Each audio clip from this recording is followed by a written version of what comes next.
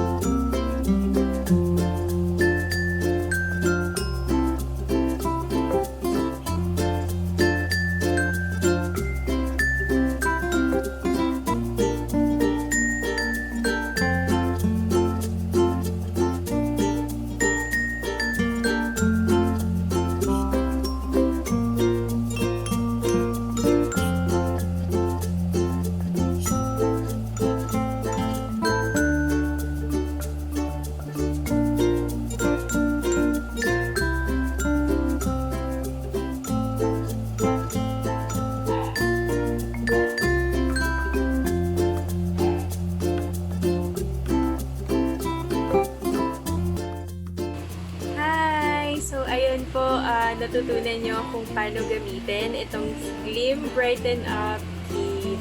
And also, gustong-gusto ko pong magpasalamat kay Miss Bela Malaraña. Special mention, sis. Ayan, thank you for introducing this product to me. Sobrang na-enjoy kong gamitin. At talaga namang masasabi kong merong changes sa mukha ko. Kahit na ilang araw ko pa lang siyang ginagamit. Ako kasi sobrang sensitive ng balat ko. Alam na alam yan ng mga nakakakilala sa akin, no? And to tell you honestly, meron akong ibang product na ginagamit bago ko nalaman, bago ko nakita itong Gleam sa post ni Miss Bela sa Glamaraña page. And naengganyo akong mag-try. Nung una, gusto ko lang siya i-try. Pero nung nakita ko yung mga post ng mga users nito, grabe, nakikita ko yung changes sa kanila. So, gusto ko na rin i-share sa mga kagaya ko na mayroong sensitive skin. For any comments and suggestions, just comment down below kung ano pa pong gusto nyong makita on my next vlog. Thank you for watching! Bye-bye! Yuki, Yuki, Yuki!